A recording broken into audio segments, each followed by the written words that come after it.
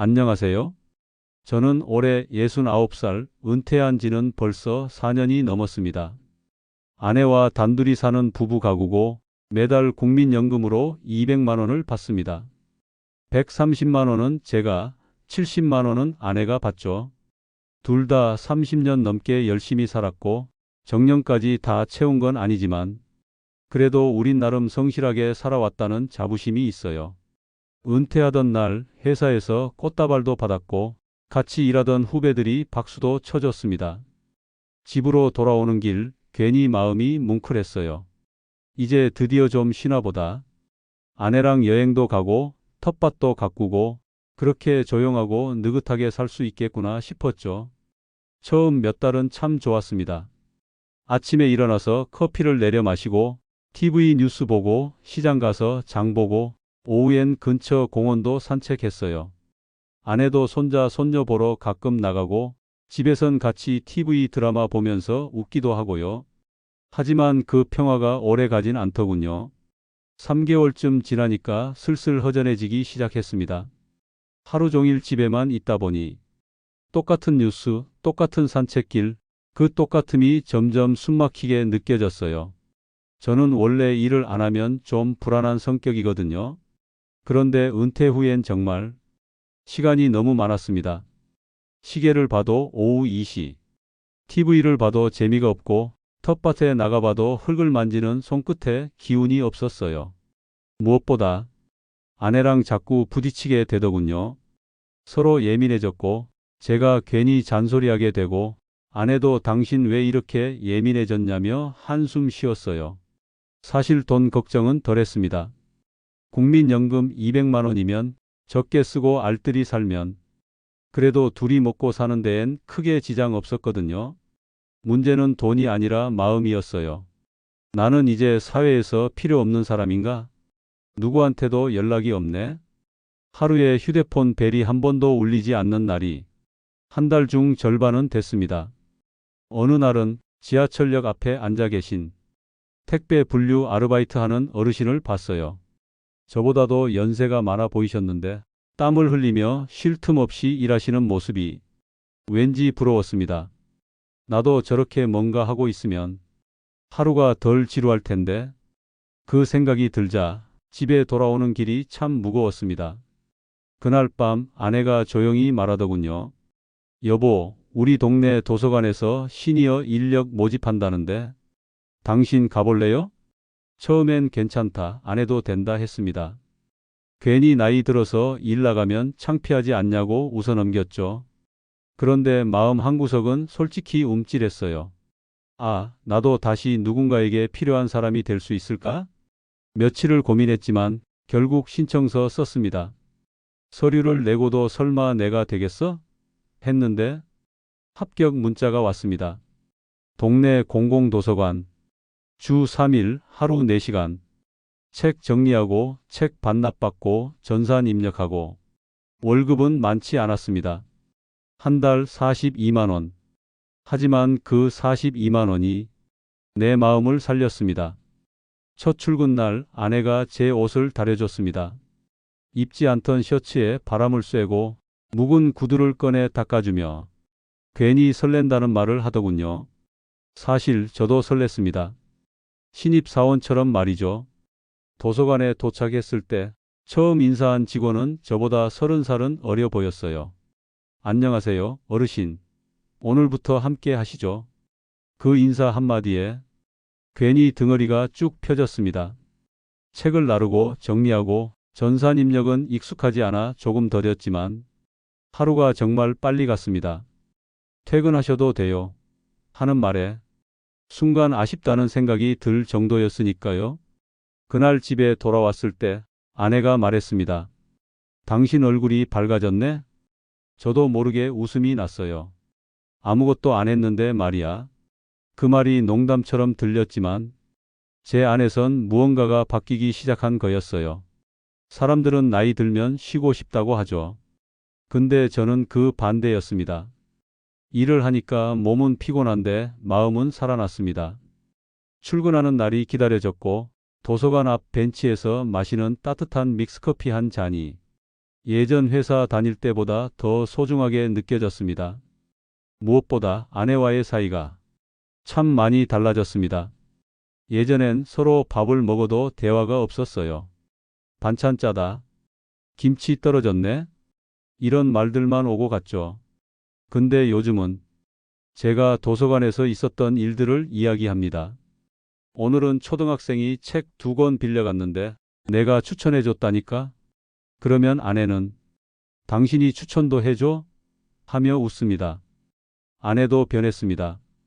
제가 일하는 시간 동안 동네 복지관에서 바느질 동아리에 들어갔고 같은 또래 친구들과 자투리 천으로 파우치도 만들더군요. 이거는 팔아도 되겠지? 하며 장난처럼 말했지만 그 눈빛이 참 반짝이었어요. 우린 그렇게 각자 하루를 채워나가기 시작했습니다. 그리고 저녁이 되면 그 하루를 서로 나누는 거예요. 국민연금은 여전히 매달 200만 원 들어옵니다. 그걸로 생활비, 병원비, 관리비 다 감당은 가능해요.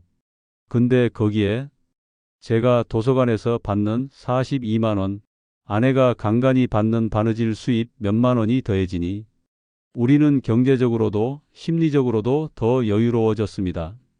작은 수입이지만 그 돈으로 아내가 커피를 사주고 제가 붕어빵을 사가고 가끔은 5천 원짜리 백반집에 가서 오늘은 외식이다 하며 웃을 수 있는 그런 하루가 생긴 겁니다. 가끔 지인들이 그 나이에 다시 일해? 쉬는 게 낫지 않냐고 말할 때도 있어요. 하지만 전 대답합니다. 국민연금으로 살 수는 있지만 일하면서 살아가는 게 더 좋더라고. 돈이 많아서 행복한 게 아니라 쓸모 있는 하루가 있다는 게 행복하다는 걸 이 나이에 처음 알았습니다. 도서관에서 만난 아이들은 저를 도서관 아저씨라고 부르고 가끔은 할아버지 저 이 책 읽었어요 하며 달려옵니다. 그 아이들의 눈빛에서 제가 더 이상 쓸모없는 존재가 아니라는 걸 느낍니다. 그리고 집에 돌아오면 아내가 묻습니다. 오늘은 책 많이 정리했어? 그 말 한마디가 제 하루를 충분히 위로해 줍니다. 일이라는 게 젊은 사람들만 하는 건 아닙니다. 누구에게든 할 수 있는 일, 하고 싶은 일이 있다는 것, 그걸 알게 된 것만으로도 전 참 다행이라고 생각합니다. 요즘 우리 부부는 하루가 빠르게 지나갑니다. 무언가를 기다리는 삶에서 무언가를 채워가는 하루하루로 바뀌었거든요. 도서관 일은 여전히 낯설고 컴퓨터도 아직 더디지만 이제는 익숙한 손님들이 생겼습니다. 책을 빌리러 오는 단골 아주머니, 매일 같은 시간에 오는 중학생 아이, 그리고 한 번씩 이 책 어때요? 하고 묻는 사람들. 그들이 저를 보고 웃을 때 전 제 자신도 웃고 있다는 걸 느낍니다. 아내는 요즘 바느질 교실 선생님이 됐습니다. 동네 아주머니들에게 실 꿰는 법부터 파우치 만드는 법까지 알려주더군요. 내가 뭘 가르쳐 하던 사람이 이제는 수업 끝나면 박수도 받고 간식도 받고 기분 좋게 돌아옵니다. 그런 아내의 얼굴을 보며 저는 가끔 생각합니다. 우리가 아무것도 안 하고 그저 국민연금 200만 원으로만 살았다면 지금도 저녁에 TV만 보다 말 한마디 없었겠지. 국민연금은 우리에게 생활의 최소한을 지켜주는 든든한 버팀목이에요. 하지만 그 위에 우리가 직접 쌓아 올리는 하루가 없었다면 우리의 노후는 그렇게 지나가는 날들로만 채워졌을 겁니다. 사실 나이 들어 다시 일한다는 게 처음엔 용기 내기 참 어려웠습니다.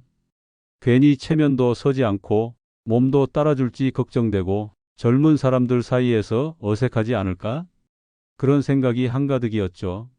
하지만 막상 발을 들이고 나니까 그 모든 걱정이 무색하더군요. 사람은 나이가 들어도 누군가에게 필요한 존재가 될 수 있더라고요.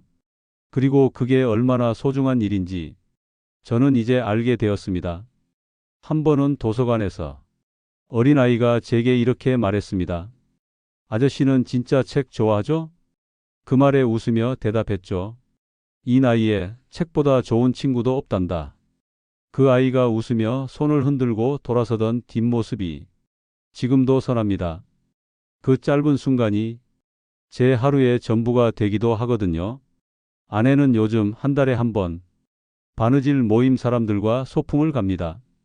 공원 벤치에 앉아 도시락 먹고 단체 사진도 찍고 간식 나눠 먹으며 웃는 모습을 보면 예전보다 더 젊어 보이기도 합니다. 이 나이에 다시 일하는 것, 그건 단순히 돈을 벌기 위해서가 아닙니다. 그건 살아있음을 느끼기 위해서, 그리고 하루가 의미 있어지기 위해서입니다. 우리에게 국민연금 200만 원은 살 수 있게 해줍니다. 하지만 행복은 우리가 직접 만든 하루 속에서 생겨나는 것이었습니다. 혹시 이 영상을 보고 계신 분들 중에 이 나이에 뭘 새로 시작해야 하고 망설이는 분이 있다면 감히 말하고 싶습니다. 늦었다고 생각하는 그 순간이 당신 인생에서 제일 빠른 순간일 수도 있습니다. 작은 일이라도 괜찮아요. 하루 3시간짜리 봉사활동도 좋고 하루에 한 명이라도 만날 수 있는 자리라면 그건 이미 살아가는 이유가 됩니다. 예전엔 아내와 싸우는 일이 많았습니다. 시간이 많다 보니 잔소리도 많아지고 서로 부딪히는 일도 많았죠.